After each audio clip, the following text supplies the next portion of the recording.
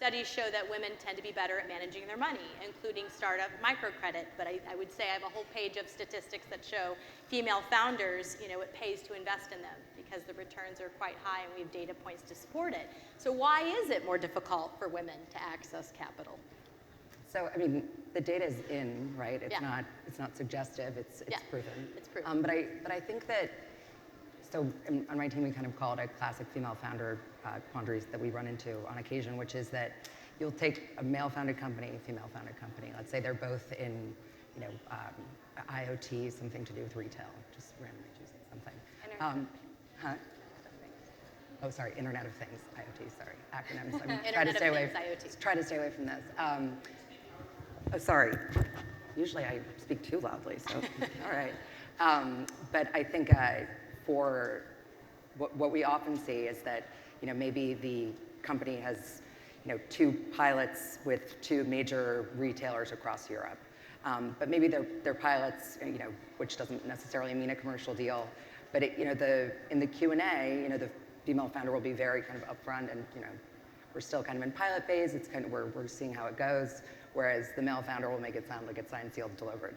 So I think that sometimes you do see that happen, and I think it's just a question of increasingly we're seeing more female founders kind of break that mold. But I do think that that's something that does need to happen. The other thing I would say, just in terms of so yeah, I mean obviously women on the other side of the table certainly helps, but yeah, that's.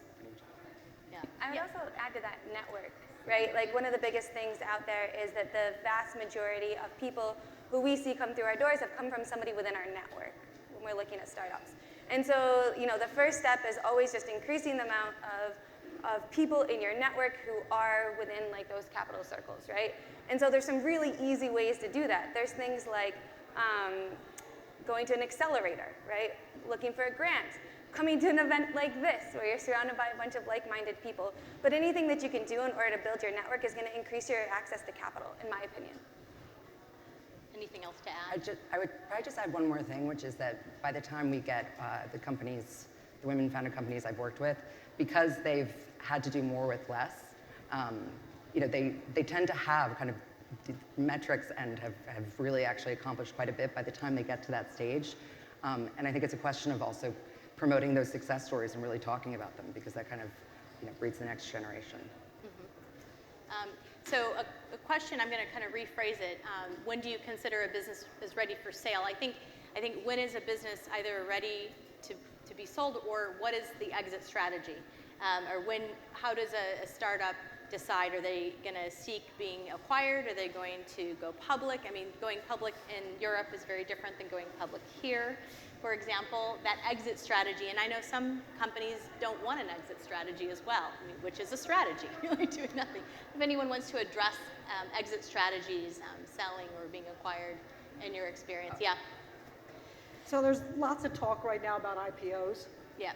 But quite frankly, 96% of all the companies that make money for a venture capital firm or a private equity firm are sold to a strategic investor.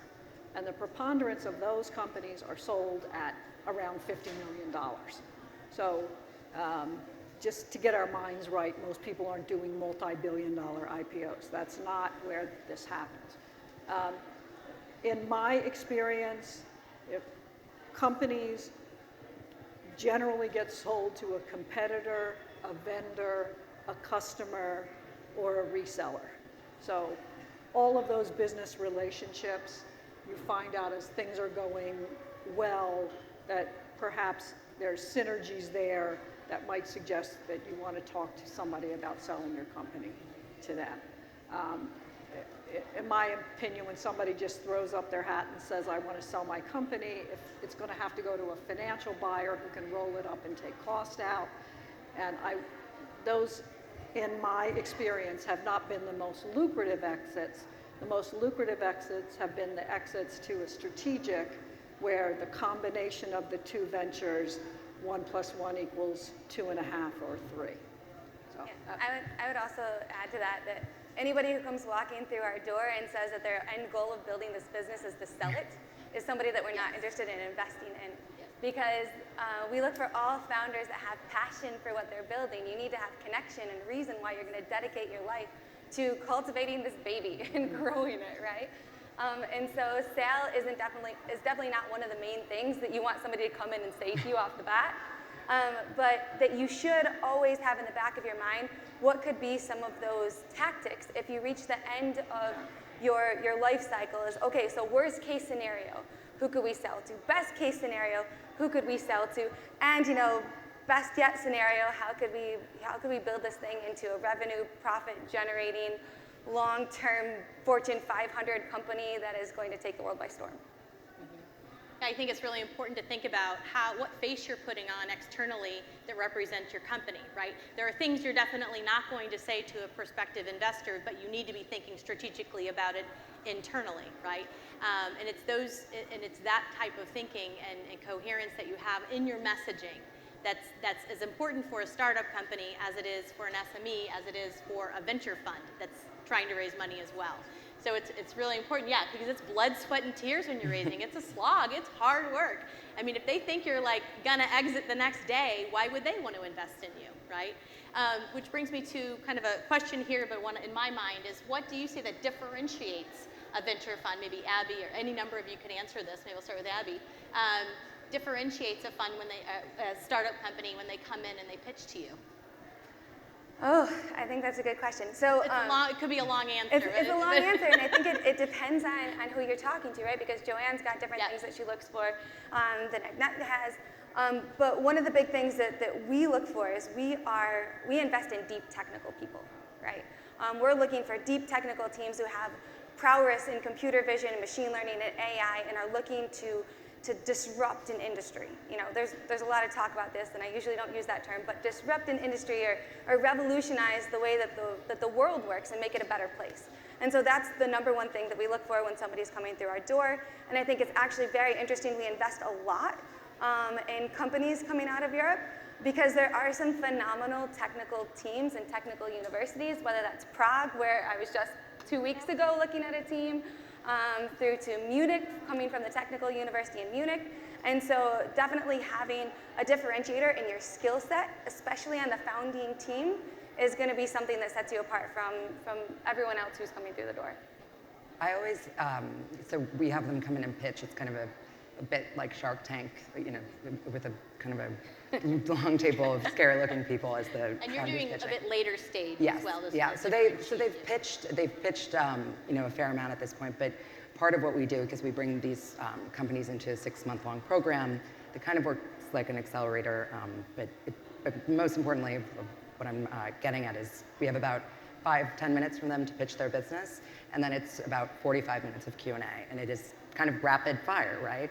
And I think that specifically I'm thinking of a couple of companies that I'm currently working with, female-founded, that have just nailed the Q&A. Because I think that sometimes it can be a bit, people can disagree with you or question some of your statistics, and you have to really stand firm, and sometimes, the waffling doesn't, you got to just really believe in yourself. I mean, confidence is the key. So. I think there's something to be said beyond just the money. It's the culture of the organization that you're raising the capital from. Not all PE firms are the same. Some PE firms are excellent in dealing with union issues. Some PE firms are really there for a loan-to-own strategy. You're desperate for money. They're going to give it to you on really tough terms. And they're making it really tight so you trip some covenant, and pretty soon they own the shop and you're out the door. Others have a more collaborative style. Maybe they're looking at your company because you're in an industry that's very complementary to other portfolio companies in their portfolio. So you can either be a supplier, or you can be a buyer, or somewhere in the vertical structure of the other companies in their portfolio. So there's a natural cohesiveness within the portfolio. So I think it's really important to understand who you're dealing with. Are they investing in your company because they like the industry, they believe in the management team, or do they see a weakness in your management structure that they really plan to? What are the statistics? Something between 67 and 72% of Series B thereafter capital, 1 or 2 of the C-suites are replaced by the PE firm, right? They've got in their mind what is driving this company, like you mentioned, and what will make it succeed. And they're also looking for what are you really good at and where are the gaps that we can support you? And is that in a collaborative fashion or is it a more aggressive fashion?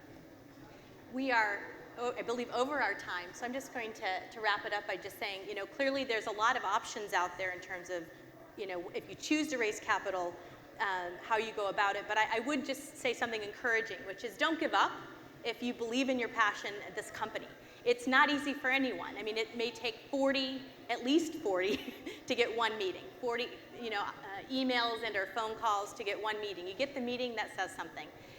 And just keep going at it. And I think that if you keep going at it and you believe in it and you really take in the feedback that you're getting and you apply it to what you're doing, you can go much further. And best of luck to you if you are raising capital. And thank you so much to our panel for joining us today. Really appreciate your time. Thank you.